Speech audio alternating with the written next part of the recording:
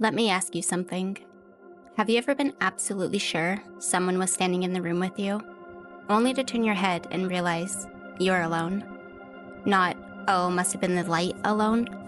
I mean that feeling, the kind that makes your stomach drop, your skin prickle, and your brain start whispering, nope, something was just here. Tonight we're talking about shadow people, not ghosts, not sleep paralysis demons, and not that coat hanging on your door pretending to be a man at 3 a.m. I mean the tall, black, featureless figures that people all over the world report seeing, wide awake, sober, and very much not trying to imagine things. And before we go any further, let me say this. If shadow people aren't real, they are doing an incredible job of being consistently terrifying across cultures, generations, and continents. So, let's talk about them. Hey Mom, I know you said to send you more videos, so here I am. I miss you guys. I miss California, but Ohio's good, I guess. Kind of boring. Eli is working really late tonight, so I'm here by myself for a while. Wanted to show you the new puzzle I'm working on. Maybe when I'm done with it, I can send you this. Mom, I gotta go.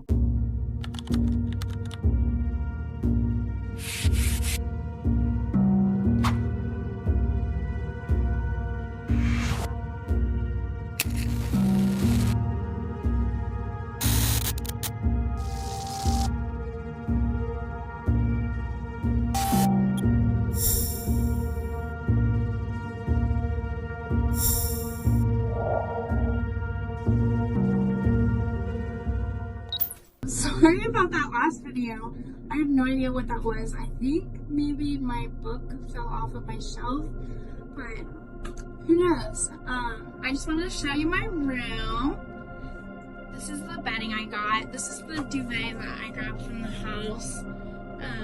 There's all my books that I could not fit on my shelf.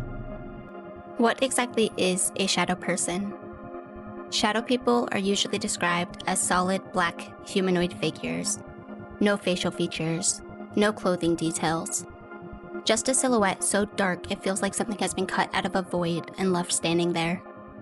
People report seeing them in bedrooms, hallways, doorways, and the corners of rooms. Sometimes they're completely still, sometimes they move with intention, and other times they just stand there, watching, like they've got nowhere else to be. And here's the part that makes them different from normal shadows. They don't behave like shadows at all. They don't stretch or shrink with the light. They don't flicker when you move. And they don't disappear when you flip on a lamp, because, in a lot of cases, the lights are already on. Hey Mom, as you probably saw in the last video, some really weird stuff has been happening around here. Like I keep hearing like random noises. I don't want to freak you out. I mean, I'm not that worried about it. I mean, it's kind of freaky. But anyways, on a lighter note, I wanted to show you the kitchen. There's the oven. It's kind of whack, but I put the nice towel that you sent me. Thank you. Some people encounter them during sleep paralysis, when the body is frozen but the mind is awake. Others see them while they're fully conscious, walking down a hallway, driving late at night, or sitting on the couch, minding their own business, which frankly feels a little rude on the shadow people's part. There are common variations too. Some witnesses describe tall figures wearing what looks like a wide-brimmed hat. Others see child-sized shadows darting across rooms. Some report multiple figures standing silently together, and then there's the classic scenario nobody ever asked for, a shadow figure standing at the foot of the bed, watching you sleep. Which leads to the next question, where did these things come from? I don't want to freak you out anymore. I think it's that.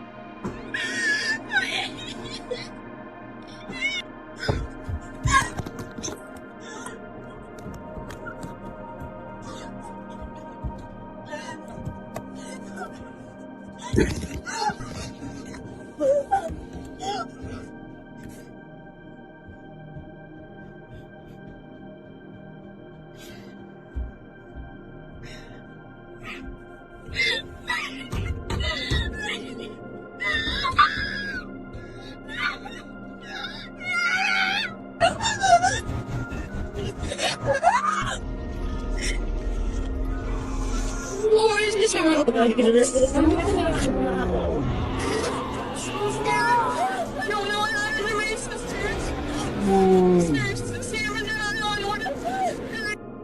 idea of shadow beings is ancient. They show up in folklore long before electricity, psychology, or Reddit ever existed. Long before we had words for sleep disorders or stress responses, people were already describing dark figures that watched from the edges of the room. In ancient cultures, these shadowy entities were often believed to be spirits that never fully crossed over. Some were seen as night demons or silent watchers. Others were thought to be fragments of the soul itself, or beings that existed in the thin space between worlds, not fully here and not fully gone. In Middle Eastern lore, there are stories of beings made of smokeless fire. In parts of Europe, dark figures were considered omens of death, appearing shortly before tragedy struck. And, in some native traditions, shadowy watchers were believed to show themselves before illness or major upheaval, almost like a warning that something had shifted. Modern explanations try to smooth all of this out with science. Sleep paralysis, hallucinations, stress, the brain misfiring in low light when it's tired and confused. And sure, sometimes that's probably happening. But here's where things get uncomfortable. People all over the world report the same details, even when they've never heard of shadow people before. The same shapes, the same behavior, the same overwhelming feeling of being watched. And most unsettling of all, the same sense that there's intelligence behind what they're seeing. Different ages, different cultures, different time periods. Same thing sitting quietly in the corner of the room. And before we talk about how to deal with them, I want you to hear from the people who didn't ask to meet one.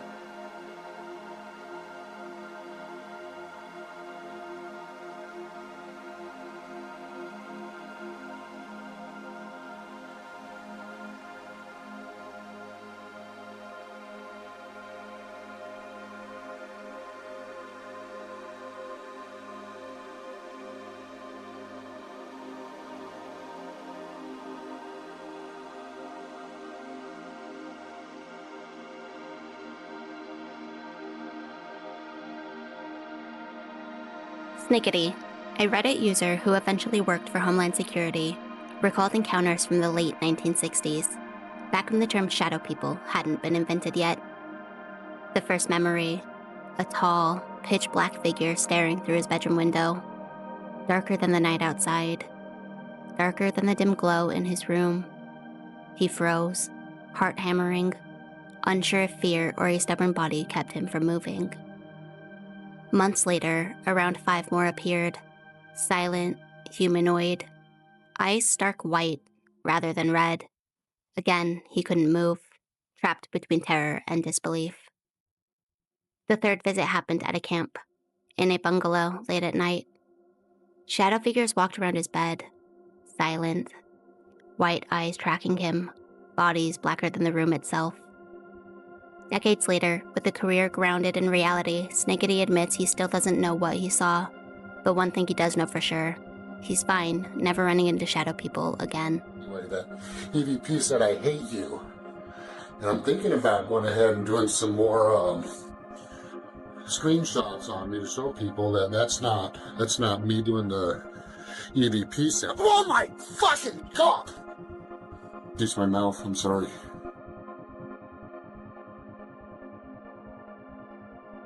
"13 years ago, a Reddit user, known as Lostful Codex, shared what he described as his first encounter.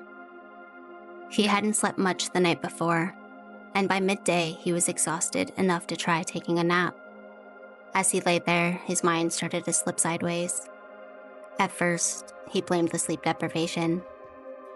Then, he heard something that didn't belong. From the corner of the room came the sound of South Park, clear as if a television had been turned on beside his bed, even though there were no TVs in the room. That's when the ringing started, a sharp, high-pitched whooshing noise. He tried to move, to sit up, to make it stop, but his body wouldn't respond. A dark, crouched figure appeared at the window, faceless and watching. Before he could process that, another figure passed straight through his bedroom door and sat on the edge of the bed. This one was wearing a hat, and it turned to him and said calmly, "I would be afraid too. This is what nightmares are made from."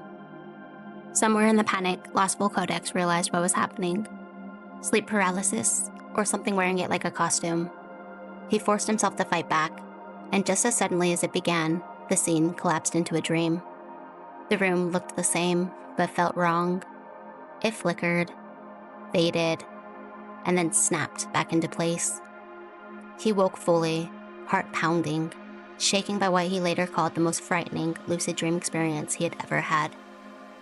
Anyone who's ever flirted with wake-induced lucid dreaming will probably understand exactly why.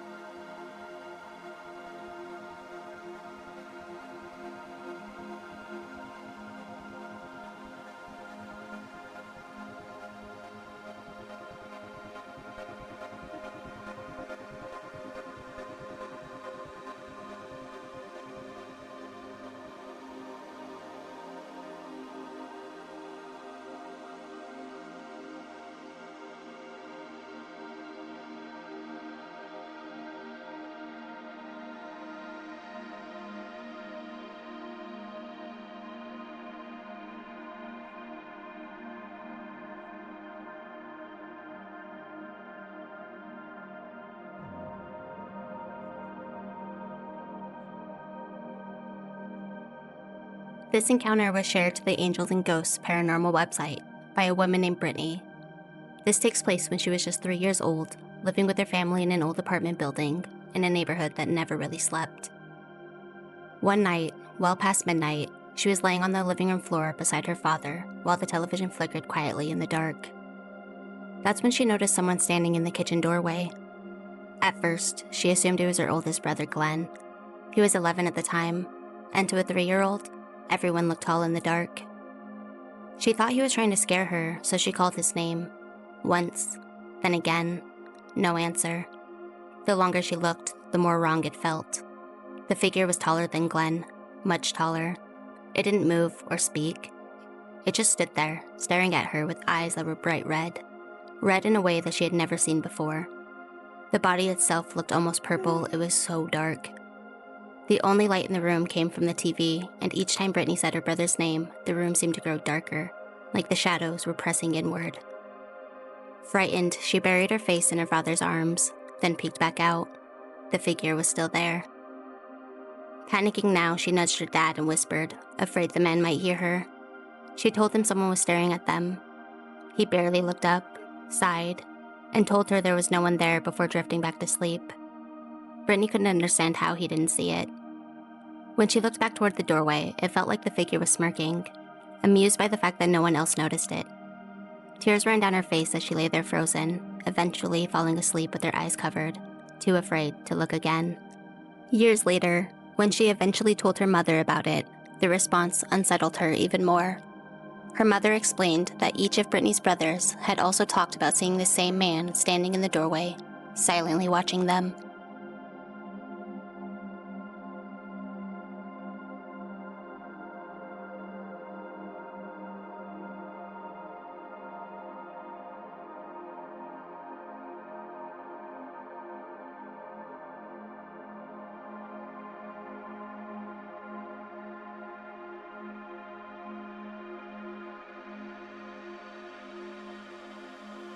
For most long-haul truckers, nights on the road blur together.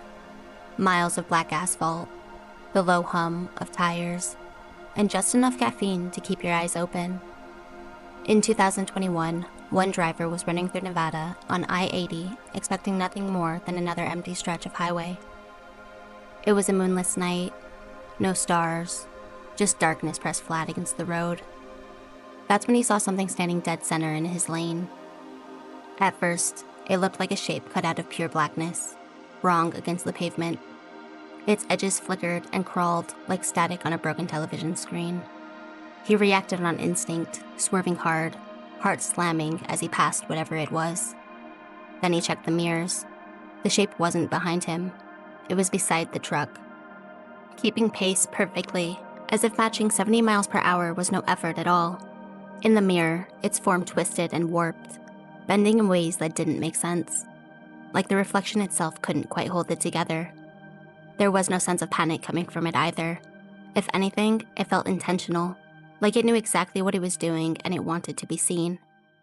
Then the trucker blinked, and it was gone. No impact, no sound, just empty road again. Later, he learned this wasn't a one-off. Other drivers had their own versions of the same story. Figures standing in the road, shapes that followed for miles before dissolving back into the night. Among truckers, that stretch of interstate picked up a nickname, usually said half joking and half serious. They call it the shadow stretch. And if you drive it often enough, eventually it notices. The dogs are ready for bed. It's just a peaceful night here. Get ready to go to bed myself. What the fuck is that? What? Oh, God! Get ready to go to bed myself. What the fuck is that? What? Oh, God! Now for the part that everyone really wants to know. What do you do if you ever come face to face with one? First, and I know this sounds ridiculous, but panic helps nothing. Shadow people feed on fear in almost every account. The more terrified the witness becomes, the more present and powerful the entity seems. Second, acknowledgement matters. Many people report that simply saying, "You are not welcome here," out loud, causes the figure to vanish. Confidence matters, even if you're bluffing, especially if you're bluffing. Third, grounding works. Turn on lights, sit up, touch something solid, break the moment. These things thrive in the stillness, silence, and that half-awake state. And finally, and this shows up again and again, belief seems to matter. People who respond with calm authority, or even irritation instead of terror, often report that the encounter ends immediately, which suggests one unsettling possibility. They aren't just shadows. They're watching for a reaction.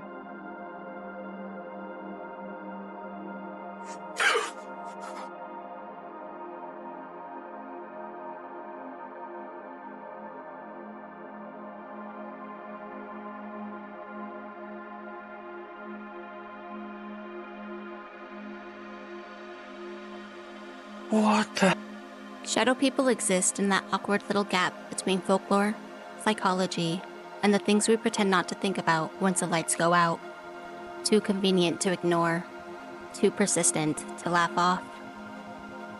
Maybe they're tricks of the mind, misfires of a tired brain reaching for shapes. Maybe they're ancient observers, lingering where attention thins. Or perhaps they're dark omens who have figured out long ago that humans don't look very hard at the dark spaces. All I know is this: people who have seen one don't need convincing. They don't argue theories. They just remember. And if you haven't seen one yet, that doesn't mean you won't. So tonight, when the room is quiet and the hallway feels just a little too long, take a moment and check the doorway. Not because you expect to find anything, but because if something is there, it's probably already checked on you. In effort to prove that these are real, I've made Kaylee sit. Thanks. Sit really close, and she's going to grab the camera as soon as we see one. And I'm pretty sure it screams pretty hard to see from here, to be fair, but we've tried to push it back to get the best view.